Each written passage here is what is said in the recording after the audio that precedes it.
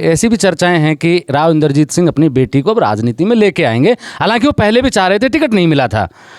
अब की बार उनकी नज़रें रेवाड़ी सीट पर भी हैं। अगर आरती राव रेवाड़ी से चुनाव लड़ती है तो मुकेश कापड़ीवास और रणधीर सिंह कापड़ीवास का क्या स्टैंड रहेगा? मुकेश भाई, सरकार आप भारतीय जनता पार्टी से ही हैं और सरकार आपकी ही है पिछले 10 साल से। अब भी अगर जनता आपको समस्या बता रही है तो फिर ऐसी सरकार का क्या फ़ायदा? क्यों आपके साथ जुड़े जब ये छोटी छोटी समस्या आप 10 साल में दूर नहीं कर पाए?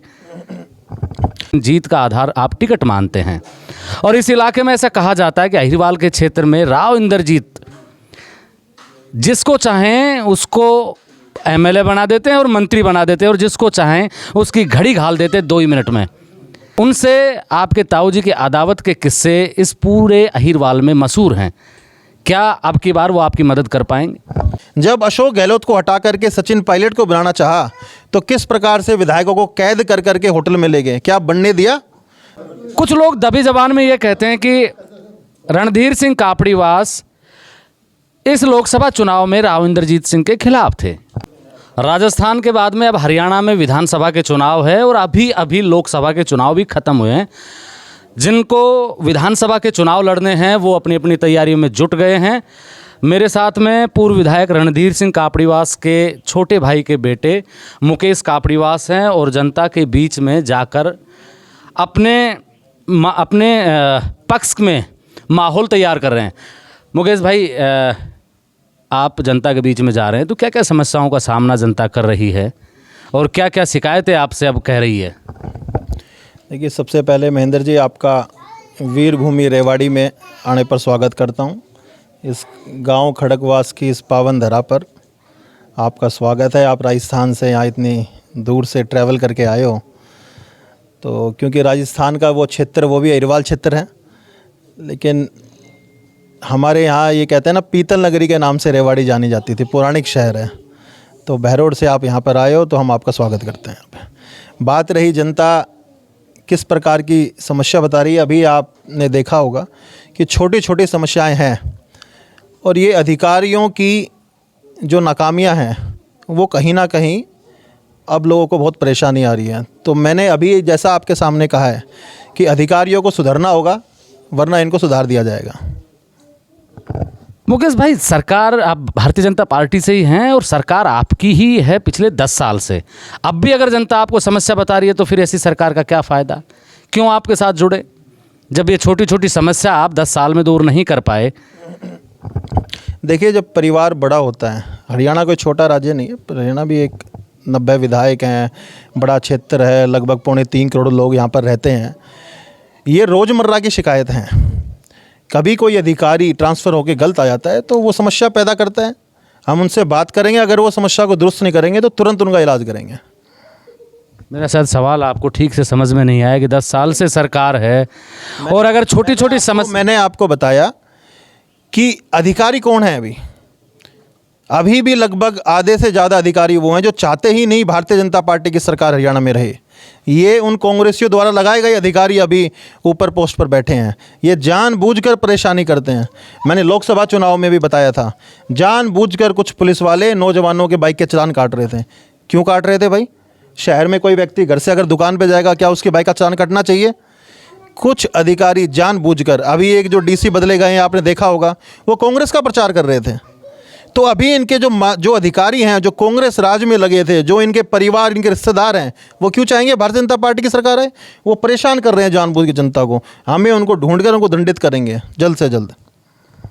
चलिए अब राजनीति की बात कर लेते हैं। आपके जो ताऊजी हैं उनका संघर्ष बड़ा लंबा रहा है। हालांकि कई चुनाव उन्होंने लड़े, एक बार उनको जीतने का मौका मिला और मैं जब लोगों से पता करा था, पूरे दिन से आज रेवाड़ी में हूँ, लोग ये कह रहे थे कि अगर पिछली बार टिकट ठीक मिला होता, टिकट रणधीर सिंह कापड़ीवास को मिला होता तो बीजेपी जीत जाती। बिल्कुल निश्चित तौर पर, इसमें तो कोई शक ही नहीं है। यहाँ बैठे हैं, एक तरफा पूछो आप, ये खुद बोल रहे हैं एक तरफा जीत थी। शायद अहिरवाल में सबसे बड़ी जीत होती। 100%। चले मान लीजिए, मान लेते हैं आपकी बात को कि सबसे बड़ी जीत होती, लेकिन जीत का आधार आप टिकट मानते हैं और इस इलाके में ऐसा कहा जाता है कि अहिरवाल के क्षेत्र में राव इंद्रजीत जिसको चाहें उसको एमएलए बना देते हैं और मंत्री बना देते हैं और जिसको चाहें उसकी घड़ी घाल देते हैं 2 ही मिनट में। उनसे आपके ताऊ जी के अदावत के किस्से इस पूरे अहिरवाल में मशहूर हैं। क्या अब की बार वो आपकी मदद कर पाएंगे? देखिए, मैं तो भोलेनाथ का भक्त हूँ और सावन का महीना चल रहा है, तो मैं मानता हूँ कि उनकी कृपा दृष्टि होनी चाहिए, नीचे वालों को सबको देख लेंगे हम। आपका कहने का मतलब है कि आप भगवान पे भरोसा करते हैं। हमारी ताकत ये लोग बैठे हैं, ये हैं, वोट तो इनको देनी है, जनता को देनी है। ये मेरे चाचा ताऊ यहाँ बैठे हैं, ये है हमारी ताकत और भोलेनाथ का आशीर्वाद। ये हो तो सब अच्छा है। पिछले बार 10 दिनों के चुनाव में 38,000 वोट दे दिए। आप बताइए, आप ट्रैक रिकॉर्ड उठाइए ना, पिछले बार क्यों भारतीय जनता पार्टी क्यों हार गई, क्या कारण रहा? कहीं ना कहीं चूक थी, तभी तो हार गए, और पूरी ताकत लगाने के बाद हार गए। ये जनता का प्यार और जनता का स्नेह ही है कि 10 दिन के चुनाव में इतनी वोट दे दी। हार जीत नसीब के बाद होती है, कैंडिडेट का नसीब होता है, मगर इनके प्यार में, इनके समर्पण में, इनके भाव में, इनके लगाव में कोई कमी नहीं। आपको लगता है कि बिना राव इंद्रजीत की मर्जी के भी आपको टिकट मिलेगा? आप ये बताइए, राव इंद्रजीत सिंह टिकट पे जीते, निर्दलीय जीते हैं? वही कह रहा हूं कि उन्हीं की मर्जी से टिकट मिलता है, ऐसा लोग कहते हैं। ये तो बेतुकी बात करते हो। मोदी जी की टिकट पर, भारतीय जनता पार्टी के टिकट पर मनोहर लाल जी ने जो पारदर्शिता से नौकरी दी हमारे क्षेत्र में, उसके दम पर और अपने किए हुए कामों पर, अपने मेल लगाव पर हमें चुनाव लड़ रहे हैं और निश्चित तौर पर चुनाव जीतेंगे इस बार। अब मनोहर लाल जी का नाम आ ही गया, उनका जिक्र आ ही गया, तो मैं एक सवाल कर लेता हूं कि आपने एक बात ठीक कही कि उन्होंने जो नौकरियां हैं उनमें पारदर्शिता की। बिना जैक जुगाड़ के बहुत से बच्चे अब सरकारी नौकरियां कर रहे हैं। इससे पहले की सरकारें जो थी वहाँ ऐसा देखने को नहीं मिलता था।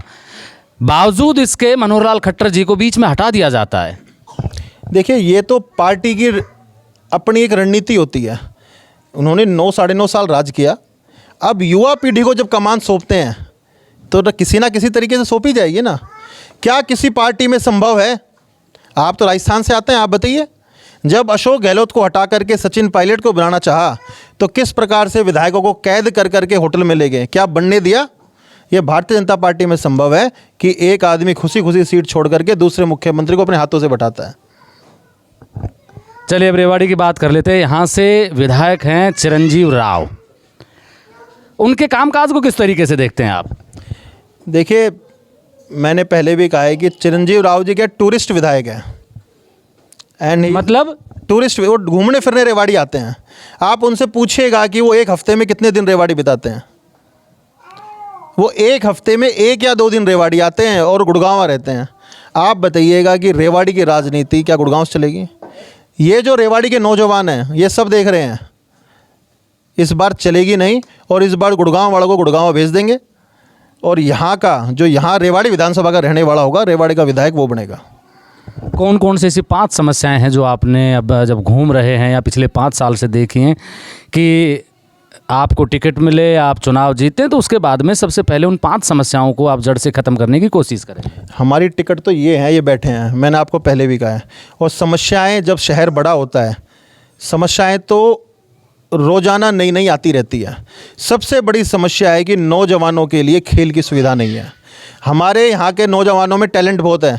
जिस प्रकार से पारदर्शिता नौकरी करने पर हमारे यहाँ के बच्चे एक लिस्ट में 400-400 बच्चे लग रहे हैं। हरियाणा पुलिस में 350 बच्चे लगे एक लिस्ट में। क्यों लग रहे हैं? पहले क्यों नहीं लगे?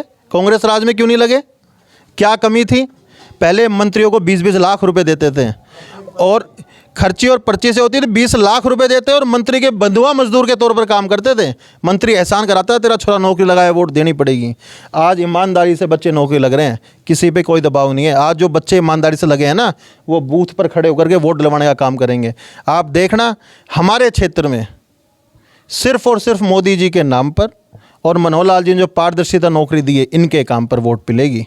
केंद्र सरकार की योजनाओं से हमारा क्षेत्र खुश है और इस पारदर्शी इस तरीके से भी हमारा क्षेत्र खुश है। सड़कों का काम हमारे क्षेत्र में अच्छा हुआ है। कुछ कमियां हैं, ऐसा नहीं कहना कमियां नहीं है। स्पोर्ट्स के मामले में ज़्यादा काम करने की ज़रूरत है। प्राइवेट सेक्टर्स में हमारा इंडस्ट्रियल एरिया है। मेरा ये मानना है कि सभी इंडस्ट्रीज़ के मालिक को बुलाना चाहिए, उनसे बैठ के बात की जानी चाहिए, भाई हमारे लोकल नौजवानों को आप रोज़गार दो, आपकी सुरक्षा की गारंटी हम देते हैं। अक्सर ऐसा हुआ है कि जब लोकल नौजवान ज़्यादा हो जाते हैं तो वो यूनियन वगैरह के कंपनी एक चिंतित हो जाती है, लेकिन उस चीज़ की गारंटी हम देंगे ना। हमारा जब नौजवान यहीं काम करेगा तो वो उसको उससे अच्छी बात क्या होगी। हरियाणा सरकार की एक नौकरी की एक सीमा है। अभी तक हमारी सरकार ने 1,40,000 नौकरियां दी हैं, 40,000 अभी हम देने जा रहे हैं अगले 3 महीनों में। कांग्रेस सरकार ने पिछले 10 साल में अगर 4 से 14 की बात करें तो 72,000 नौकरियां दी थी, और हम जब 10 साल पूरे होंगे तो 1,80,000 नौकरियां दे सकेंगे बिना पैसे के। और वो 72,000 में कौन कौन थे? कोई विधायक ऐसा नहीं होगा जिसके घर में 3-3 4-4 नौकरियां नहीं होंगी। यही तो फ़र्क है। आप पता करो ना, गाँव में जाके माइक पे लेके आप पता करो जाके। अब एक सवाल और कर लेते हैं कि अभी लोकसभा के जो चुनाव थे, राव इंद्रजीत सिंह बीजेपी के प्रत्याशी थे, कांग्रेस के राज बब्बर थे। लोग ऐसी चर्चाएं, बाबूजी थोड़ी देर आप रुकिए, पूछेंगे आपसे भी। थोड़ी देर रुको ना, आप थोड़ी देर तसल्ली करो, थोड़ी देर तसल्ली रखिए, आप बात करेंगे आपसे भी। अभी जब लोकसभा के चुनाव थे तो बीजेपी के जो प्रत्याशी थे राव इंद्रजीत सिंह, उनकी और आपके ताऊजी की अदावत के किस्से मशहूर हैं। मैंने पहले बताया, कुछ लोग दबी जबान में ये कहते हैं कि रणधीर सिंह कापड़ीवास इस लोकसभा चुनाव में राव इंद्रजीत सिंह के खिलाफ थे। देखिए, तो कहानियाँ होती है, और राजनीति में कहानी बनानी कोई बहुत बड़ी बात नहीं है। आप इसका आनंद उठाओ। आप बताइए कि मोती चौक पर रणधीर सिंह कापड़ीवास जी ने भरे मंच पर पूर्व मुख्यमंत्री मनोहर लाल जी के नेतृत्व में कहा नहीं कहा कि कमल के फूल पर वोट दो? बाजार के बीच में बोली ये बात। हमारे गांव से राव इंद्रजीत सिंह जीते, मेरे आस पड़ोस के सारे गांव से राव इंद्रजीत सिंह जीते। हमारे चुनाव में जितने पार्षद थे हमारे साथ निर्दलीय में, उन सारे वार्डों से जीते, और जीते जीते नहीं, रेवाड़ी में सबसे ज़्यादा वोटों से उन वार्डों से जीते। अगर हम विरोध करते जीत जाते। चलिए, अब चलते चलते एक अंतिम सवाल कर लेते हैं कि ऐसी भी चर्चाएं हैं कि राव इंद्रजीत सिंह अपनी बेटी को अब राजनीति में लेके आएंगे। हालांकि वो पहले भी चाह रहे थे, टिकट नहीं मिला था। अब की बार उनकी नज़रें रेवाड़ी सीट पर भी हैं। अगर आरती राव रेवाड़ी से चुनाव लड़ती है तो मुकेश कापड़ीवास और रणधीर सिंह कापड़ीवास का क्या स्टैंड रहेगा? स्वागत करेंगे हम, स्वागत करेंगे उनका, क्या बात है। आपका मतलब आप निर्दलीय चुनाव नहीं लड़ेंगे, बगावत नहीं करेंगे? आप भविष्यवक्ता थोड़ी हैं, वो तो क्षेत्र की जनता कहेगी वो करेंगे हम, लेकिन स्वागत करेंगे उनका। ये मेरे साथ में बीजेपी नेता मुकेश कापड़ीवास हैं। बड़े कड़वे और मीठे सवाल हमने इनसे किए। छोटी उम्र में बड़े परिपक्व नेता की तरह बात कर रहे हैं। आप मेरे साथ देख रहे हैं ब्लैक एंड वाइट सच। मैं महेंद्र यादव। जय हिंद, जय भारत।